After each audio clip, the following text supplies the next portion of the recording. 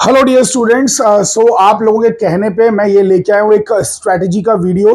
काफ़ी बच्चे लोगों ने मुझे कमेंट सेक्शन में कहा कि सर अब बहुत ही कम दिन बचे हैं, पीसीबी वालों के लिए सिर्फ 10 दिन और पीसीएम वालों के लिए सिर्फ 20 दिन।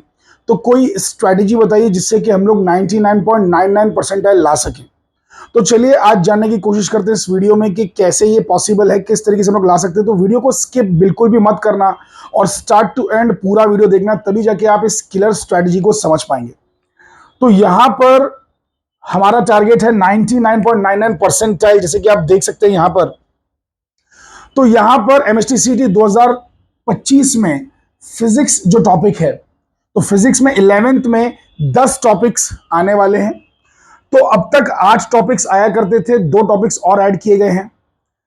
तो motion in a plane, laws of motion, gravitation, thermal properties, sound, ये सब आपको नजर आ ही रहा होगा। ऑप्टिक्स, इलेक्ट्रोस्टैटिक्स, सेमीकंडक्टर्स, ये जो 2 टॉपिक्स हैं ये बाद में ऐड किए गए। तो एरर एनालिसिस एंड वेक्टर्स, आप लोगों को इन पे फोकस करना है। लेकिन मैं आपको एक बात बता दूं कि 11th स्टैंडर्ड पे फोकस करके भी आप बहुत ज्यादा कुछ बड़ा अचीव नहीं कर पाएंगे, क्योंकि 11th स्टैंडर्ड का वेटेज सिर्फ 20% है।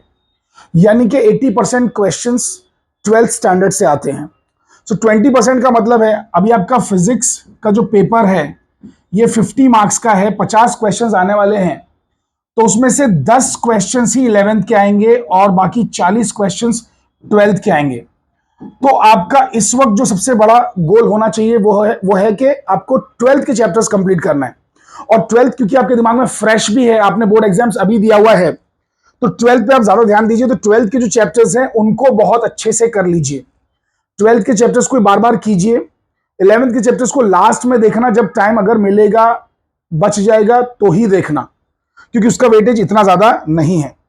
वैसे भी आपको अगर 99 परसेंटाइल के ऊपर लाना है तो आपके पास 165 के आसपास मार्क्स होना चाहिए, 165 प्लस। तो आप 99 परसेंटाइल ला सकते हैं और फिर आगे बढ़ते जाएंगे, परसेंटाइल बढ़ता जाएगा जैसे आपके मार्क्स आगे बढ़ेंगे 200 में से। फिर ये फिजिक्स के सारे चैप्टर्स मैंने आपको दिखा दिए। फिजिक्स के पूरे 16 चैप्टर्स, बल्कि हर सब्जेक्ट के टोटल नंबर ऑफ चैप्टर्स जो भी 12th में है वो पूरे के पूरे सीईटी में पूछे जाते हैं। 11th के गिने चुने चैप्टर्स ही होते हैं। तो वो लिस्ट यहां पे आपके सामने है। फिर हम लोग आते हैं केमिस्ट्री पर। तो केमिस्ट्री में भी 11th के जो चैप्टर्स हैं 10, ये वाले चैप्टर्स आप लोग चाहें तो पढ़ लें, लेकिन मैं तो ये कहूंगा कि आप लोग पहले 12th पे ही फोकस करें। 11th पे ज्यादा ध्यान देने की जरूरत अभी नहीं है। वो वक्त चला गया कि आपके पास एक लेजर टाइम था जब आप बहुत मेहनत कर सकते थे, 11th के चैप्टर्स को अच्छे से पढ़ सकते थे। अब आप 12th पे ही ज्यादा ध्यान दीजिए। यहां पर केमिस्ट्री के पूरे 16 चैप्टर्स आपको नजर आ रहे होंगे, सॉरी। सो केमिस्ट्री के पूरे 12 चैप्टर्स, सॉरी 16 चैप्टर्स जो 12th के हैं वो आपको बहुत अच्छे से कर लेना है। मैथ्स में भी मैथ्स 1 मैथ्स 2 के चैप्टर्स आपके सामने लिखे हुए हैं। ये 11th वाले चैप्टर्स हैं, इनको बाद में देखना आप लोग, मतलब बाद में इस पे ध्यान देना। पहले 12th के चैप्टर्स अच्छे से कर लेना। वैसे ही यहां पर ये बायो के देखो सिर्फ 4 ही चैप्टर्स है 11th में, है ना, एंड 12th के सारे चैप्टर्स हैं। तो ये आप पीसीबी ग्रुप वाले हो चाहे पीसीएम ग्रुप वाले हों, आपको ये चैप्टर्स करना है। लेकिन उसमें क्या करना है, 12th को प्रेफरेंस ज्यादा देना है। तो पहले 12th के चैप्टर्स कीजिए, बचेगा टाइम तो ही 11th के चैप्टर्स कीजिए। अब यहां पर आपके लिए इंपॉर्टेंट चीज ये कि टोटल मिला के पीसीएम के चैप्टर्स कितने हैं, 77 चैप्टर्स हैं। कोई मजाक बात नहीं है। यानी कि अगर आपने इसको बहुत ईमानदारी से पढ़ने की कोशिश की, टेक्स्ट बुक लेके बैठे, मतलब यानी कि आपका गाइड लेके बैठे, आप लोग जो टारगेट की बुक है, मार्वल की बुक है वो लेके बैठे, तो रोज के 4 चैप्टर्स करना पड़ेंगे। 4 चैप्टर्स पर डे कोई मामूली बात नहीं है। क्या कोई कर सकता है आप में से 4 चैप्टर्स पर डे? आप खुद अकल लगाइए, खुद दिमाग लगाइए कि जो चीज आपने 700 दिनों में नहीं की, 2 साल में नहीं की, क्या आप वो 10 दिन में, 20 दिन में कर पाएंगे? तो फिर करना क्या है? तो वही तो स्ट्रैटेजी मैं आपको बताने वाला हूं। वो स्ट्रैटेजी क्या है, बहुत ध्यान से देखिएगा। तो 4 चैप्टर्स पर डे किसी के लिए भी संभव नहीं है, किसी के लिए भी पॉसिबल नहीं है कि वो 4 चैप्टर्स पर डे कर पाए। देखो, मैं ये नहीं कह रहा कि नामुमकिन है। अगर पहले किसी ने ऑलरेडी 11th-12th में थोड़ी सी पढ़ाई की है, कोचिंग क्लासेस अटेंड किए हुए हैं, कॉलेज अटेंड किया हुआ है, थोड़ा टेस्ट सीरीज में बैठे हुए हैं, तो वो लोग 4 चैप्टर्स क्या 6-8 चैप्टर्स भी रोज के कर सकते हैं। लेकिन जो पहली बार ही पढ़ने के लिए अभी बैठ रहा है, जो बोर्ड्स के बाद अब जाके पढ़ाई शुरू कर रहा है आखिर के 20-30 दिनों में, तो उसके लिए 4 चैप्टर्स पर डे पॉसिबल नहीं है। ठीक है, तो पीसीएम में टोटल मिला के 77 चैप्टर्स हैं और पीसीबी में टोटल मिला के 71 चैप्टर्स हैं। तो 71 चैप्टर्स और वो भी 10 ही दिन बचा है। कब है एग्जाम बताइए? तो आपको पता है कि जो पीसीएम का एग्जाम है ये 19 ऑफ अप्रैल से स्टार्ट हो रहा है। कब से स्टार्ट हो रहा है? 19 ऑफ अप्रैल। सो 19 तारीख से एग्जाम चालू है। तो आज है कितनी तारीख? 31 तारीख है, 31 है। तो आपके पास आज को मिला के सिर्फ 20 दिन बचे हैं। और यहां पे पीसीबी को अगर आप देखेंगे तो आज को मिला के आपके पास सिर्फ 10 दिन बचे हैं। क्यों? क्योंकि ये एग्जाम कब है? ये एग्जाम है आपका 9 अप्रैल से। सो अब जब दिन ज्यादा है नहीं तो आप कैसे कर पाएंगे? तो 7 चैप्टर्स पर डे किसी के लिए भी संभव नहीं है। वो उसी के लिए संभव है जिसने 2 साल जी जान लगा के पढ़ाई की है। वही बंदा अब जाके 7 चैप्टर्स पर डे रिवीजन कर सकता है। फ्रेश मतलब बंदा जो अभी पढ़ने बैठ रहा है उसके लिए पॉसिबल नहीं है कि वो 7 चैप्टर्स पर डे करे। तो अब आप सोच रहे होंगे सर फिर हम करें क्या? करें तो करें क्या, बोलें तो बोलें क्या? तो मैं आपको बता रहा हूं, देखिए आपके लिए एक बहुत ही जो रामबाण उपाय है जो आप कर सकते हैं, अभी भी पॉसिबल है अच्छा परसेंटाइल लाना। वो आप ये कर सकते हैं कि आप लोग पीवाईक्यूज पे सिर्फ ध्यान दें। और वो भी पीवाईक्यूज पहले के 10 साल के, 5 साल के, मैं ये सब नहीं कहूंगा। मैं बाकी यूट्यूबर्स की तरह आपको ये नहीं कहूंगा कि आप 10 साल के कर लो, 5 साल के कर लो, क्योंकि मुझे मालूम है कि वो भी पॉसिबल नहीं। 5 साल के, 10 साल के पीवाईक्यूज बहुत होते हैं। अलग अलग शिफ्ट में कितने सारे सवाल आते हैं, कितनी शिफ्ट होती है, सुबह की शिफ्ट, आफ्टरनून की शिफ्ट, मतलब फर्स्ट शिफ्ट, सेकंड शिफ्ट, अरे कितने दिनों तक कितनी शिफ्ट चलती हैं। तो इतने सारे पीवाईक्यूज करोगे कहां से? तो आपको सिर्फ और सिर्फ क्या करना है? आपको सिर्फ 2 साल के पीवाईक्यूज करना है, सिर्फ 2 साल के, 2023 एंड 2024।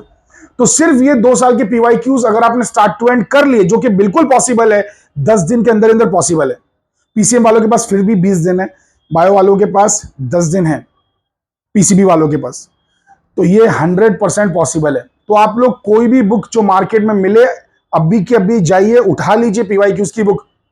बहुत सारी बुक्स हैं, मैं आपको जबरदस्ती बायस नहीं करना चाह रहा एक पर्टिकुलर कंपनी की तरफ, लेकिन मैं आपको बता देता हूं, एक स्कोर बूस्टर भी बुक आती है, स्कोर बूस्टर, जिसके अंदर सीईटी के सारे पीवाईक्यूज दिए हुए हैं 2023, 24, बल्कि पुराने भी हैं 2022 वाले भी, लेकिन वो सब मत देखने को जाइए। आपका अभी सिर्फ फोकस ये है कि 10 दिन आपको लगातार सिर्फ और सिर्फ 2023 और 24 के ही पीवाईक्यूज करना है, उसके पहले के मत करिए।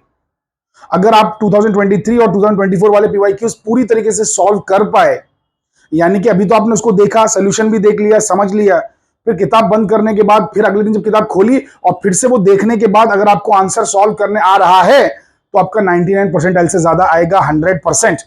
अगर वो सॉल्व करने नहीं आ रहा है, आपको सिर्फ ऑप्शन याद रह जा रहा है कि हाँ ऑप्शन ए था या ऑप्शन सी था, ये ऑप्शन की शक्ल देख के आपको लग रहा है कि हाँ ये वाला ऑप्शन मैंने कल मार्क किया था तो ये होना चाहिए, तो वैसा नहीं चलेगा। अगर आप आज उसका सोल्यूशन देखते हैं और कल के दिन बुक जब खोल के देखते हैं और आपको वो सोल्यूशन करने आ रहा है, तो फिर मैं आपको गारंटी दे रहा हूं कि आपका 99% ला सकता है। तो देखिए अभी भी देर नहीं हुई है और जहां आंख खुली वहीं सवेरा है, इस बात को हमेशा याद रखिए। 2 मेंढक थे, उछल उछल के जा रहे थे, मस्ती में बातें करते करते, दोनों गलती से दूध की कढ़ाई में गिर गए। कढ़ाई ठंडी थी, दूध ठंडा ही था, तो उन्हें कुछ हुआ नहीं, लेकिन कढ़ाई थोड़ी सी गहरी थी। अब वो इतना ऊंचा उछल नहीं पा रहे थे कि उस कढ़ाई से बाहर जा सके। तो क्या हुआ कि धीरे धीरे जब वो डूबने लगे तो एक जो दोस्त था 2 मेंढक में से एक, वो ये बोला कि अब तो मरना तो तय है, होनी को कौन टाल सकता है, तो क्यों जबरदस्ती हाथ पैर मार मार के अपने आप को और थकाना। जब मौत निश्चित है तो क्यों ना चुपचाप आराम से ही मर जाए। दूसरा वाला बंदा बोला देखो मरना तय है, ठीक बात है, लेकिन कोशिश करने में क्या जाता है, हाथ मार के देख ही लो। तो जो बंदे ने बोला कि अरे छोड़ो, कोशिश कौन करेगा, मरना तो गारंटीड है, छोड़ देते हैं, हाथ पैर मारना भी छोड़ देते हैं, तो वो तो डूब के बिल्कुल डायरेक्टली मर गया। अब जो बंदा जिसने सोचा कि चलो अब मरना तो है ही, तो कम से कम लास्ट ट्राई क्यों ना करे, तो वो हाथ पैर मारता रहा मारता रहा मारता रहा। तो क्या हुआ कि दूध के ऊपर एक मलाई की लेयर सी जम गई, थोड़ी सी हार्ड सी मलाई बन गई, हाथ मारते मारते, फिर उस पर उसने पैर रखा और उछल के बाहर आ गया। तो इस तरीके से वो सर्वाइव कर गया। तो इस मेंढक की कहानी से वो क्या सीख मिलती है कि it's never too late in life. जिंदगी में कोशिश करने के लिए कभी भी देर नहीं होती है। आज अगर आपका मन कर रहा है मेहनत करने का, तो आज से ही मेहनत शुरू कर दीजिए और लास्ट तक हाथ मारते रहिए, शायद कोई अच्छा हो ही जाए लाइफ में। जैसे कि मेरा एक स्टूडेंट, मैं आपको बताता हूं कि उसने दोनों साल कोई पढ़ाई नहीं की, उसका 11th भी वेस्ट हो गया, 12th भी वेस्ट हो गया, लेकिन उसने सीईटी के टाइम पे, बोर्ड्स के बाद बहुत ही दिल लगा के पढ़ाई की और उसका परसेंटाइल 95 परसेंटाइल के ऊपर आया। उसने तो ये सब भी नहीं किया था, पीवाईक्यूज और ये सब भी नहीं, उसने दिन रात एक कर दिए, गाइड से, टेक्स्ट बुक से और ये सब चीजें पढ़ना, टारगेट की बुक, मार्वल की बुक पढ़ना। उसने स्ट्रेटेजाइज नहीं किया था, लेकिन मैं आपको बता रहा हूं स्ट्रेटेजी से करता तो 99 परसेंटाइल भी आता, बट स्ट्रेटेजी के बिना भी उसका 95 परसेंटाइल के ऊपर आया।